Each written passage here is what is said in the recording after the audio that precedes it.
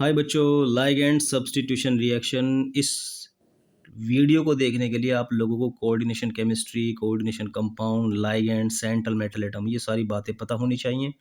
अगर आपको ये वर्ड नए लग रहे हैं तो आप वीडियो मत देखिए, और अगर आपने सुने हुए हैं सेंट्रल मेटल एटम, लाइगैंड वगैरह, तो आप इस वीडियो को आप लास्ट तक देखना, बहुत सारी नॉलेज होगी। मैं आपको ऐसी रिएक्शन पढ़ाऊंगा जिसके अंदर लाइगैंड का सब्स्टिट्यूशन होता है। सब्स्टिट्यूशन का मतलब हट जाता है लाइगैंड। लेकिन उसके पहले आपको थोड़ी सी बेसिक बता दूं। देखो, इस तरह का कंपाउंड तो आपने पढ़ा होगा ना, छोटी क्लासेस में पढ़ा होगा ना। इस कंपाउंड में कोबाल्ट के साथ NH3 5 लगे हुए हैं, Cl है और इसके ऊपर 3 पॉजिटिव हैं। इसको क्या कहा था आपने? Central metal atom. NH3 को क्या कहा था? लाइगैंड। लाइगैंड इस ब्रैकेट के अंदर एक सेंट्रल मेटल एटम रखा होता है और बाकी लाइगैंड रखे होते हैं। अब आपको मैं एक छोटी सी बात बता दूं, इस कोबाल्ट की जगह मैग्नीज, आयरन, कॉपर, जिंक कुछ भी हो सकता है, और इन लाइगैंड की जगह, इस NH3 की जगह कुछ भी हो सकता है। तो मैं क्या करता हूँ, एक कॉमन फार्मूला लिखता हूँ, ये ऐसे। इसकी जगह तो लिख दिया मैंने MM का मतलब है मेटल, यानी कुछ भी आप मान सकते हैं। NH3 की जगह लिख दिया मैंने LL का मतलब है लाइगैंड, और ये नंबर जो 5 है ये भी फिक्स नहीं होती, 4 भी हो सकती है, 5 भी हो सकती है, 6 भी हो सकती है। तो यहाँ क्या रख दिया मैंने? N लिख दिया। और ये क्या है? X। समझ में आ गया ना आपके? यानी मैं इस तरह के कंपाउंड को इस वीडियो के अंदर इससे दिखाऊंगा। अब आप लोग समझ जाने कि क्या है। M का मतलब है कि कुछ भी हो सकता है, सेंट्रल मेटल एटम। L का मतलब है कि लाइगैंड कुछ भी हो सकता है। क्लियर हो गया? अब मुझे इतनी बात बताने के बाद आगे बढ़ना है और आपको वीडियो के अंदर गहराई में ले जाना है। आप लोग ध्यान दीजिए कि लाइगैंड को सब्स्टिट्यूट करने के मैं आपको 3 तरीके पढ़ाऊंगा। कॉपी पेन लेकर बैठे हो तो फटाफट मेरे साथ नोट करते चले जाना, और इस तरह लिखना है, इस तरह वीडियो को देखना है कि अभी वीडियो के अंदर समझ में आ जाए, इसके बाद फिर किसी चीज़ की ज़रूरत ना रहे। ठीक? तो आप लोगों के सामने एक तरीका मैं पेश कर रहा हूँ। ये देखो, ये दिख गया होगा आपको, ये मैंने आपको पढ़ाया था अभी। ये MLNX है। मुझे क्या करना है? इस X को हटाना है, क्योंकि ये भी लाइगैंड है। तो मैं आपको पहले तरीका पढ़ाने जा रहा हूँ कि ये होता क्या है। एक तरीका तो यह है कि आप सबसे पहले इसके अंदर से X निकाल दो। उसके बाद X निकल गया, ये जो बन गया, इस पर दूसरे लाइगैंड का टैग दिखा दूँ। ये रहा, आ गया नहीं? तो ये इसकी एंट्री यहाँ हो जाएगी। तो कहाँ? तो MLNX लगा हुआ था, अब MLNY लग गया है ना। कितना आसान तरीका है। तो इस तरीके के अंदर जो सबसे स्लो स्टेप होता है, जो धीमा स्टेप होता है, ये वाला स्टेप होता है।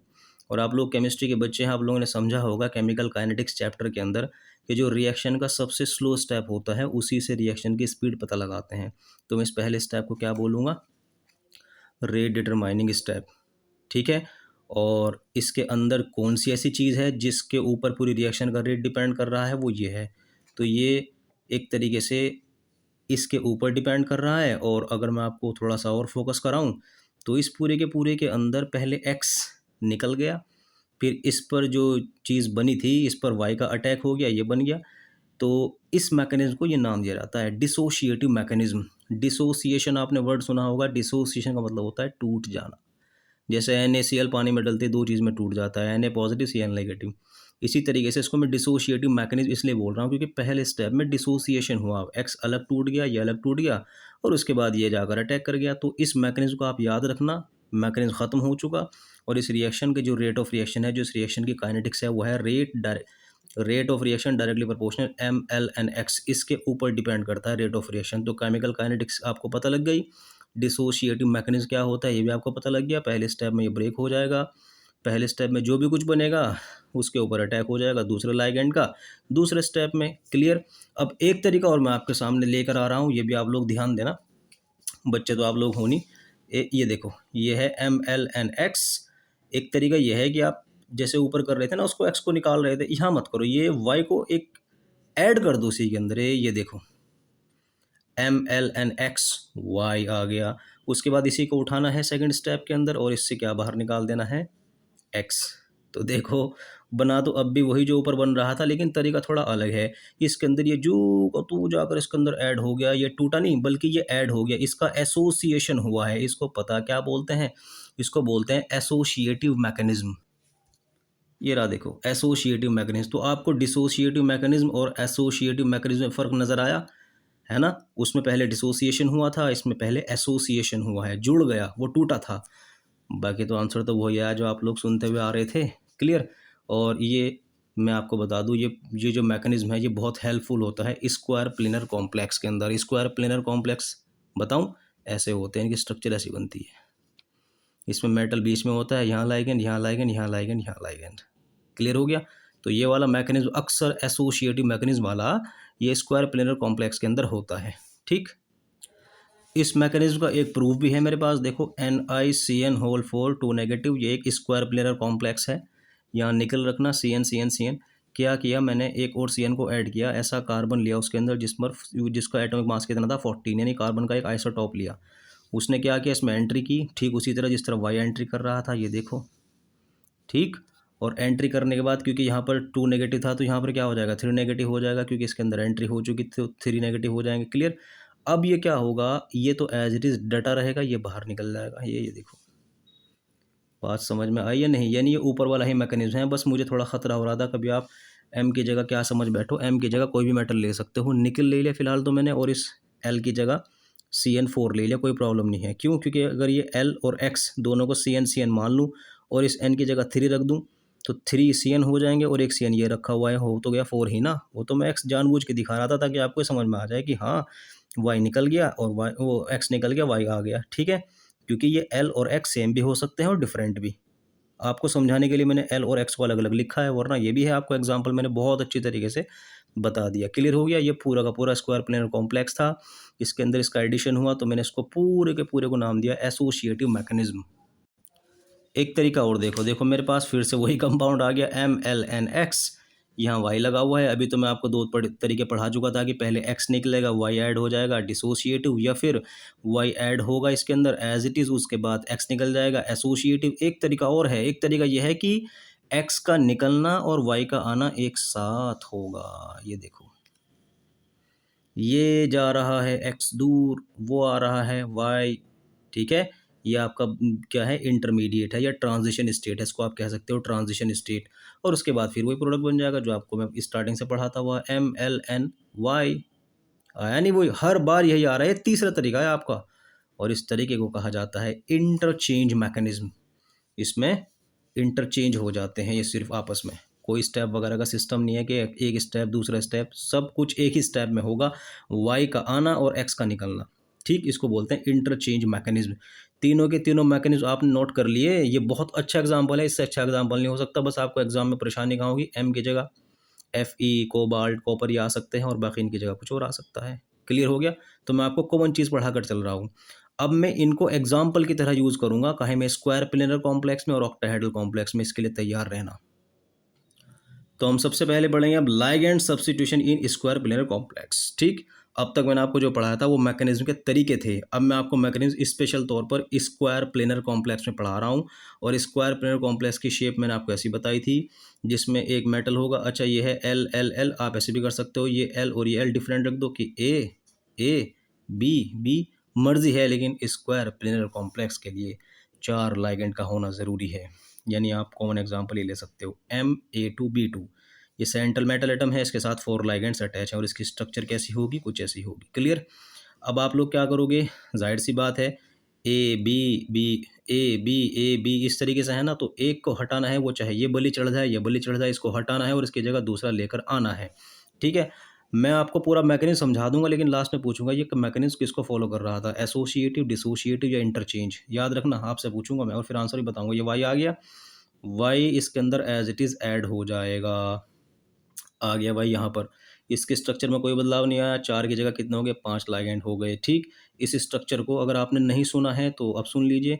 इस स्ट्रक्चर को तो क्या बोल रहा था, स्क्वायर प्लेनर, और इसको बोलूँगा square planar, square planar pyramidal. Pyramidal क्यों, क्योंकि जो वाई आ गई ना, ये देखो ये पिरामिड बना रहा, बन नहीं रहा पिरामिड, जैसे मिस्र के अंदर पिरामिड मिलते हैं, आपने द मम्मी पिक्चर के अंदर देखा होगा। तो ये स्क्वायर प्लेनर तो था ही, पिरामिड बन गया। ठीक, अब उसके बाद ये दूसरी फॉर्म में कन्वर्ट होगा, क्योंकि अब इसको छेड़छाड़ करने की, इसको बाहर निकालो बी को, देखो इसकी एंट्री देखो कैसे होगी, ये आ गया, वाई ऊपर ही है, बी नीचे लटक गया, यानी बी का निकलना तय हो गया। वाई धीरे धीरे अपनी जगह बना रहा है। इस स्ट्रक्चर को कहा जाता है ट्राइगोनल बाइपिरामिडल। ट्राइगोनल क्यों, क्योंकि इसके 3 कॉर्नर है, 3 कोण है, एक ये वाला, एक ये वाला और ये वाला, ट्राइगोनल पिरामिडल। ठीक, ये देखो फिर पिरामिड बन रहा है, बनना ना पिरामिड। तो अब क्या होगा, अब धीरे धीरे वाई अपनी एंट्री करता जा रहा है और आपका देखो क्या हो गया ये जहाँ बी था ना वहाँ कौन आ गया, वाई, और अब बी धीरे धीरे निकलने को तैयार है। यानी जिस मोड से वाई की एंट्री हुई थी उसकी ही उसी मोड से बी बेचारा बाहर निकलने को तैयार है। और आपका कंपाउंड आया कहाँ, तो बी लगा हुआ था और कौन आ गया, वाई। तो ये पूरा का पूरा substitution mechanism square planar complex में हुआ। लेकिन कैसे हुआ, आप लोग समझदार हैं, एसोशिएटिव मैकेनिज्म। क्यों, क्योंकि पूरा का पूरा ऐड हो गया था, है ना। और मैंने आपको ऊपर बताया भी था कि एसोशिएट, ये बताया था ना, जो एसोशिएटिव मैकेनिज्म हेल्पफुल होता है कहाँ में, स्क्वायर प्लेनर कॉम्प्लेक्स में। और मैंने आपको प्रूव करके दिखा दिया। बस इसका ये तरीका नहीं आपको हाथ लग रहा था, मैंने आपको एक्सप्लेन कर दिया कि इस तरीके से डायग्राम बनना है। लग के हुए तो ए बी से काम चलेगा, वरना आपको वही निकल देगा सी एन सी एल। अच्छा, आप जो भी है, मतलब मैं तो यहाँ मेटल से काम चला रहा हूँ, पता नहीं आपकी किस्मत क्या होगी, यहाँ कौन सा सेंट्रल मेटल मिल जाए। तो इसमें स्क्वायर प्लेनर पिरामिडल और ट्रायंगल पिरामिडल, ये दोनों की दोनों क्या होती है, ट्रांजिशन स्टेट होती है। तो इसकी भी अच्छी खासी एनर्जी होती है, इसकी भी अच्छी खासी एनर्जी होती है। ये बेचारा कम एनर्जी का होता है, ये भी बेचारा कम एनर्जी का होता है। ज़्यादा एनर्जी वाला कम स्टेबल होता है, कम एनर्जी वाला ज़्यादा स्टेबल होता है। तो आप लोग इसका अगर डायग्राम बनाकर बताना चाहें कि क्या रिएक्शन कोऑर्डिनेट है, तो उसका डायग्राम ये बनेगा। ये एनर्जी है, ये रिएक्शन हुई, ये बना, ये इसके लिए, ठीक।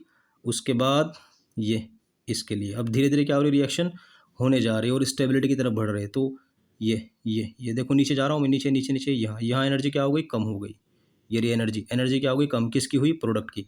तो रिएक्टेंट की और प्रोडक्ट की एनर्जी कम होती है और बीच में जो इंटरमीडिएट बनते हैं उनकी एनर्जी ज़्यादा होती है। तो इस पूरे के पूरे झमेले का जो रिएक्शन कोऑर्डिनेट है वो ये है। ये इस डायग्राम को आपको बनाना पड़ेगा बड़ा सा, मेरे पास स्पेस कम था, आप लोगों के पास कॉपी बहुत बड़ी होगी। एग्जाम के अंदर ये बना के रहना है रिएक्शन कोऑर्डिनेट। ये पूरा का पूरा डायग्राम एक्सप्लेन करता है स्क्वायर प्लेनर कॉम्प्लेक्स के अंदर जो ट्रांजिशन स्टेट आई थी उनकी एनर्जी को। क्लियर है। और इसमें जो रिएक्शन वो है काइनेटिक्स, वो आपको याद बता दूं कि rate of reaction directly proportional होता है एक तो इसके और एक इसके, यानी इसके और इसके। और जब दो पर डिपेंड करता है तो क्या निकलता है, SN2 मैकेनिज्म, है ना। अगर एक पर डिपेंड करता है तो क्या होता है, SN1। बोलो बात समझ में आई, याद रखना। इसके अंदर मैंने आपको बता दिया कि रिएक्शन काइनेटिक्स, केमिकल काइनेटिक्स क्या है इसकी, स्क्वायर प्लेनर कॉम्प्लेक्स के अंदर ये SN2 मैकेनिज्म होता है। क्लियर। अब आपको मुझे सब्स्टिट्यूशन पढ़ाना है काहे में, ligand substitution in octahedral complex. अब ये भी किसके अंदर पढ़ाया था, स्क्वायर प्लेनर कॉम्प्लेक्स के अंदर। अब मुझे पढ़ाना है ऑक्टाहेड्रल कॉम्प्लेक्स। जैसे आप लोगों को मैंने ये बताया था कि ये स्क्वायर प्लेनर की स्ट्रक्चर है, तो ऑक्टा की स्ट्रक्चर कैसी होती है, ये मेटल बनाकर इसके चारों तरफ स्टार, ये ligand ligand ligand ligand ligand ligand, ठीक है। ये इस तरह की स्ट्रक्चर को क्या बोला जाता है, ऑक्टाहेड्रल ऑक्टाहेड्रल ऑक्टाहेड्रल। अब आप इसके अंदर सब्स्टिट्यूशन करेंगे, एक लाइगेंड हटाएंगे। और अभी थोड़ी देर पहले किसका पढ़ रहे थे, इसका। इसको बी को हटाया था और इसकी जगह क्या लेकर आया था मैं, आप लोग समझदार हैं, वाई लेकर आया था, है ना। उस पूरे मैकेनिज्म को क्या कहा था मैंने, एसोसिएटिव मैकेनिज्म। तो इसके मैकेनिज्म को फिर से आपको समझाऊंगा और पूछूंगा कि बताओ कौन सा हुआ, एसोसिएटिव, डिसोसिएटिव या इंटरचेंज, जो भी आपको मैंने बताया था ऊपर। देखो सबसे पहले क्या है, फिर से वही MA, आपकी मर्जी है, यहाँ L भी ले सकते हो। ये ज़रूरी है क्योंकि मैं एक अलग से ख़ास तौर से इसलिए दिखा रहा हूँ क्योंकि इसको हटाते हुए दिखना ना। अगर मैं सारे A लेता तो आपको समझ में ना आता। तो M के साथ फिर से वही, यहाँ आप L लिख सकते हो, 5 लिख सकते हो, और ये X है। क्या होगा, पहले H2O का अटैक होगा, हो गया। चार्ज क्या है, N का मतलब है 2+3+ कुछ भी हो सकता है। ये देखो, ये वाटर बेचारा X की जगह जाकर लग गया। अब X नेगेटिव बाहर निकला है तो जाहिर सी बात है ऊपर चार्ज बढ़ जाएगा। क्यों, क्योंकि जब किसी चीज़ से, जैसे Na होता है, Na से जब एक इलेक्ट्रॉन बाहर निकल जाता है तो Na पॉजिटिव लिखते नहीं, तो इस पर तो जीरो चार्ज था, इस पर क्या चार्ज हो गया, पॉजिटिव। तो क्योंकि जब किसी चीज़ से नेगेटिव बाहर निकलता है तो उसके ऊपर एक पॉजिटिव बढ़ा देते हैं। तो यहाँ X बाहर निकला ना, निकल गया। और इस X के बाहर निकलते ही ऊपर क्या आ जाएगा, अगर 3+ था तो 4+, 2+ था तो 3+। तो आप लोग क्या करोगे, फिलहाल तो मुझे नंबर पता ही नहीं है, आप ऐसे कर देना, N+1 प्लस, यानी अगर N3 था तो +1 करके 4 हो जाएगा, N2 था तो +1 करके 3 हो जाएगा। क्लियर हो गया। ये रखा आपका X। अब आप क्या करोगे, इसे एज इट इज़ उठा लो, ये देखो उठाया, और किसका टैग दिखाया, Y का, बन गया Ma5Y, और ये क्या हो गया, H2O। बोलो बात समझ में आई या नहीं। आप चाहे वाटर ले लो या कोई एसिड ले लो, अगर इस तरह का मैकेनिज्म है, देखो हुआ वही, X की जगह मुझे Y लाना पड़ा, लेकिन इसमें मदद मेरी किसने करी, वाटर ने। आप एसिड भी लिख सकते हो यहाँ पर। तो मैं यहाँ पर पता क्या कहूँगा इसको, एसिड हाइड्रोलिसिस मैकेनिज्म, यानी जिस मैकेनिज्म के अंदर मेरी मदद कौन कर रहा है, एसिड एसिड एसिड। क्लियर हो गया। तो ये आपको मैकेनिज्म समझ में आया, क्लियर हुआ। इसका क्या हुआ था, डिसोसिएशन हुआ था, समझ में आया नहीं, एक्स की जगह H2O लग गया था, इसलिए डिसोशिएटिव मैकेनिज्म। बट आपके सर दर्द को कम नहीं करूँगा मैं, इसके लिए दो चीज़ें बताई साइंटिस्ट ने कि एक्स का निकलना, H2O का आना दो तरीके से हो सकता है। मैं फिर बता रहा हूँ, ये तो बहुत मीठी मीठी बात थी, आपका हो गया याद भी, हाँ बहुत अच्छी बात है, एक्स निकला, वाटर लगा, अगले स्टेप में वाटर निकल गया, मैं ओके नो प्रॉब्लम। इसके लिए साइंटिस्ट ने दो संभावनाएं बताई, दो प्रोबेबिलिटी बताई, उनको सुनना है कि कैसे एक्स निकलता है और वाटर आता है। देखो भाई लोग तैयार हो जाइए, ये एक्स को निकलना है, H2O का आना है, दो रास्ते बताने जा रहा हूँ, ये और ये सेम है, सेम है। आप लोग क्या करो, सबसे पहले इसके अंदर एक्स निकाल दो। एक्स का निकलना स्लो स्टेप होता है, क्योंकि आपको इस वीडियो की स्टार्टिंग में बताया था कि जब ये निकलता है तो स्लो स्टेप होता है, स्टेबल होता है ना कंपाउंड पूरा का पूरा, तो ये स्लो स्टेप होता है। लो निकाल दिया, निकाल दिया। एक्स के निकलने से ऊपर क्या चार्ज बढ़ जाएगा, जो आपको थोड़ी देर पहले पढ़ाया था। उसके बाद वाटर का टैग दिखा दो जो फास्ट होगा, ठीक है, ये रहा H2O का टैग। बेचारे इसकी जगह इसके साथ कौन लग जाएगा, वाटर लग जाएगा, क्लियर। और आपका चार्ज वही रहेगा, क्यों, क्योंकि वाटर पर जीरो चार्ज होता है।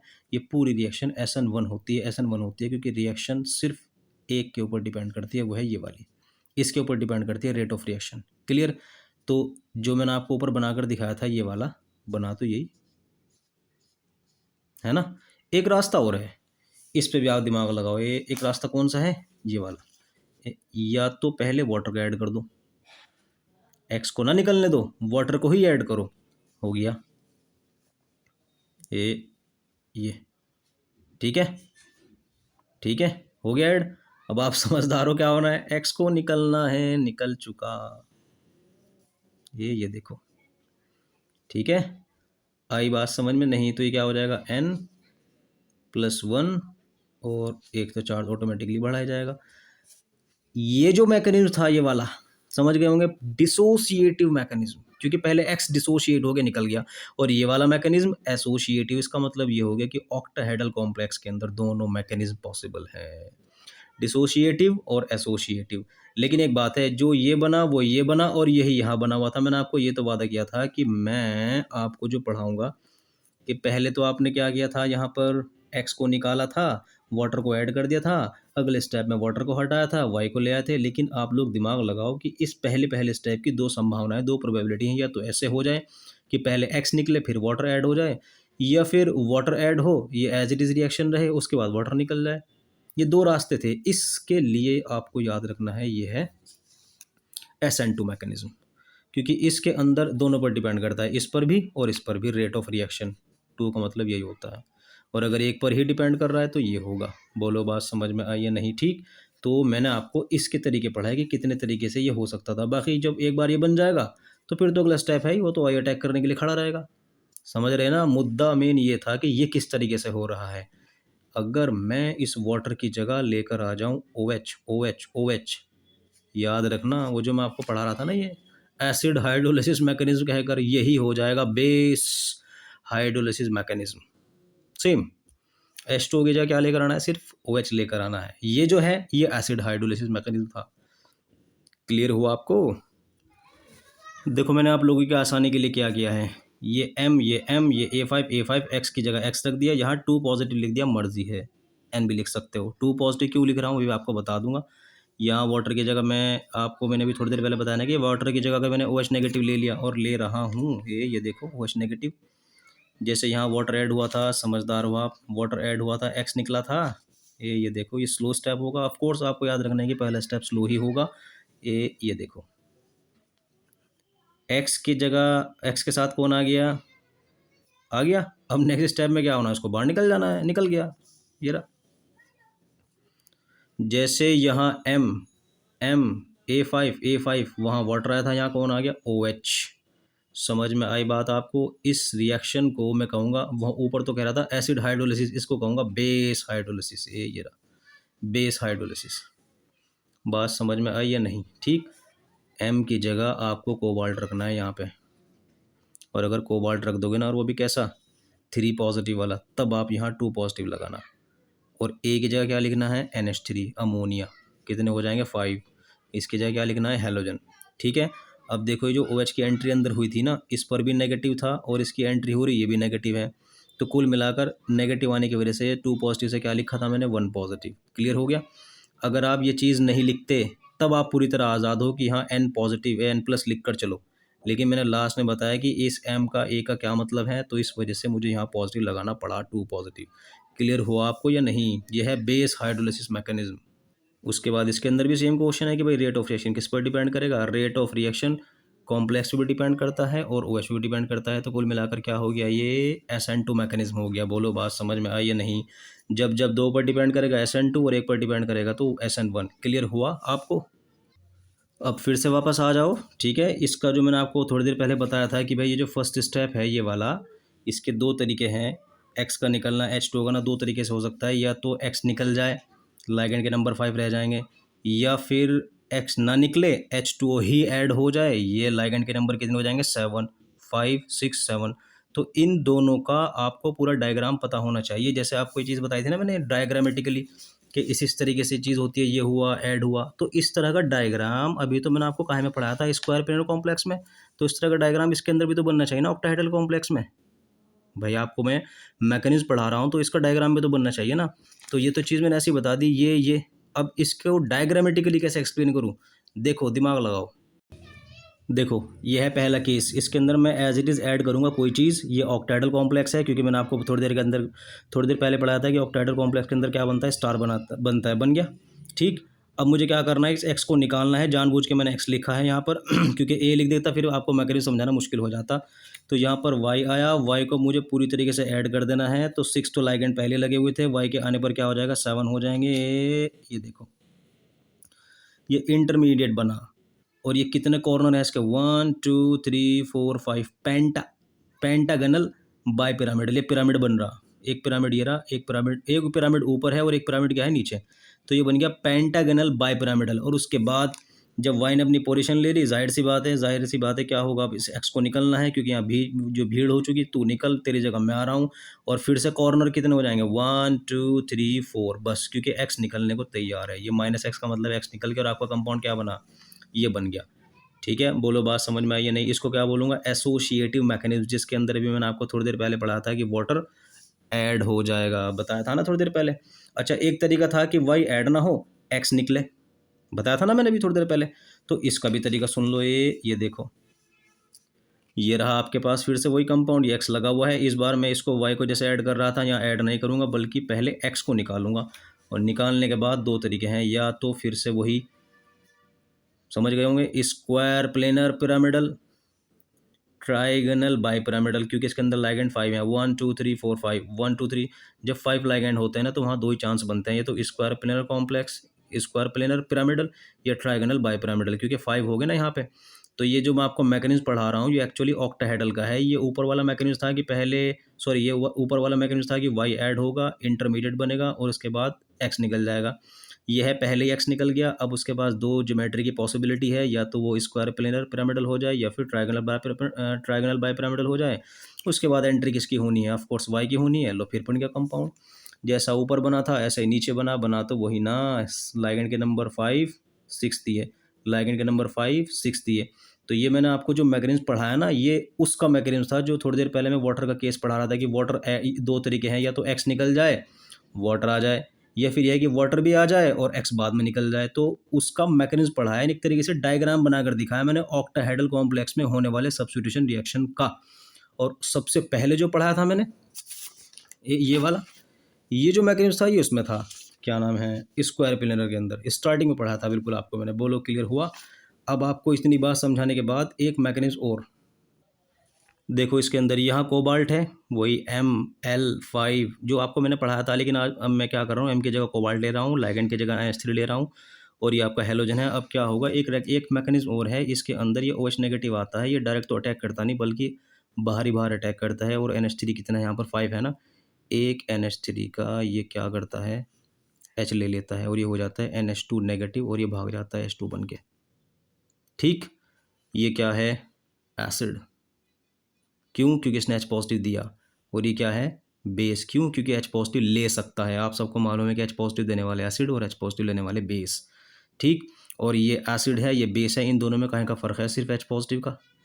और एसिड बेस का ऐसा पेयर जिसमें सिर्फ H पॉजिटिव का डिफरेंस हो, H पॉजिटिव का फ़र्क हो, उसे कहा जाता है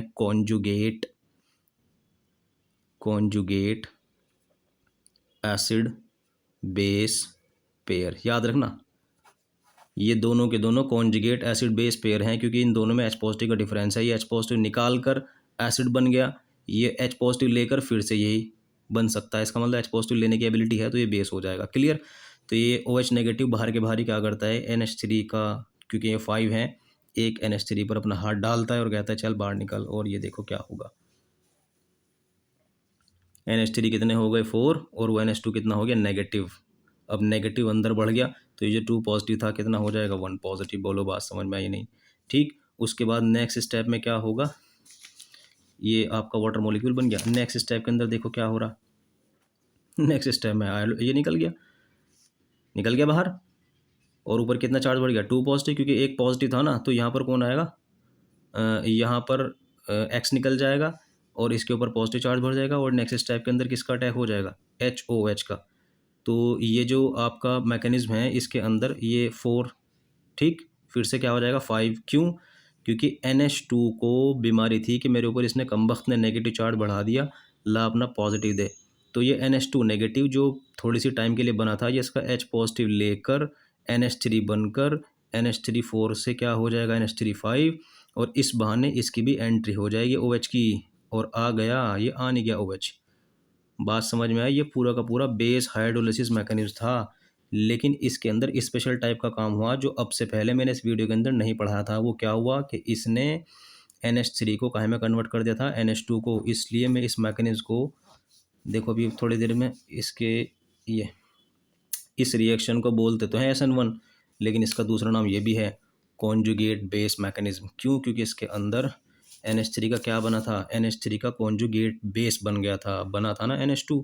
ये स्पेशल टाइप की रिएक्शन थी, ये भी ऑक्टाहेड्रल के अंदर होती है, और इसमें जो रेट ऑफ रिएक्शन डिपेंड करता है वो किस पर डिपेंड करता है? सिर्फ और सिर्फ इस पर, CON, वो जो आपका कॉन्जुगेट बेस बीच में बना था ना, उस पर, इस पर। क्यों? क्योंकि इसने ही तो अपने आप को फिर स्टेबल करने के लिए अगली रिएक्शन में पार्टिसिपेट किया, अगली रिएक्शन में हिस्सा लिया कि यार मुझे स्टेबल होना है। अगर ये हिस्सा ना लेता ना, तो वो NH3 4 ही रहते, लेकिन बाद में जाकर क्या हो गया था? NH3 5। यानी जो कंपाउंड पहले था वही कंपाउंड आपको बाद में मिला, वो तो थोड़ा सा ये कहने लगा यार मैं स्टेबल नहीं रहा और मुझे अगली रिएक्शन में हिस्सा लेना है ताकि मैं स्टेबल हो जाऊं, तो अब पूरी रिएक्शन की जिम्मेदारी इस पर रहती है। इसीलिए यहाँ लिखा मैंने rate of reaction directly proportional, इसके उस डायरेक्टली प्रोपोर्शनल को हटाऊंगा तो क्या लिखूंगा? K। तो यहाँ पर पावर कितनी लग रही है? फिलहाल 1। तो मैंने आपको थोड़ी देर पहले बताया था कि जिसकी जितनी पावर होती है वो उतना ही, जैसे पावर 1 है तो SN1 मैकेनिज्म, 2 होती तो SN2 मैकेनिज्म, लेकिन इसके साथ साथ इसको एक नाम और दिया गया SN1 कॉन्जुगेट बेस मैकेनिज्म। याद रखना, मैंने अभी तक वीडियो की स्टार्टिंग से लेके अब तक कोई नाम नहीं लिया था, लेकिन स्पेशल टाइप का मैकेनिज्म है, इसका लेन देन इनसे भी नहीं है जो मैंने आपको नीचे पढ़ाए थे। ये क्लियर हो गया? नहीं, आपको इतने सारे मैकेनिज्म पढ़ा दिए, अगर आप नोट्स बना चुके होंगे तो लिस्ट बनाए होंगे तो आपको खुद इस वीडियो को तो दोबारा देखने की ज़रूरत पड़ेगी, या फिर आप बेहतरीन तरीके से समझ गए होंगे इस चीज़ को। तो देखो मैंने कहाँ से शुरू किया था? स्टार्टिंग से शुरू किया था, डिसोशिएटिव, एसोशिएटिव, इंटरचेंज मैकेनिज्म, फिर मैंने आपको मैकेनिज्म स्क्वायर पिनर कॉम्प्लेक्स के अंदर पढ़ाया, फिर ऑक्टाहेड्रल कॉम्प्लेक्स के अंदर पढ़ाया, जहाँ बीमारी कहाँ शुरू हुई थी कि 2 स्टेप लग तो रहे अच्छे, लेकिन इसके 2 तरीके थे, वो मैंने आपको पढ़ाए थे। कैसे? या तो रिएक्शन ऐसे हो जाए या फिर रिएक्शन ऐसे हो जाए। अगर ऐसे हो रही तो लिगैंड के नंबर 5 रह जाते हैं, और अगर ऐसे हो रही तो लिगैंड के नंबर 7 हो जाते हैं। जिसके लिए तरीका था कि अगर आपका एज इट इज़ ऐड हो रहा है तो लिगैंड के नंबर 7 बन जाएंगे, पेंटागनल बाइपिरामिडल हो जाएगा, फिर बाद में जाकर एक्स निकल जाएगा। और अगर ऐसा हो रहा है कि पहले एक्स निकल रहा है तो फिर यहाँ 2 इंटरमीडिएट बनेंगे, एक स्क्वायर प्लेनर और एक ट्रायगोनल बाइपिरामिडल।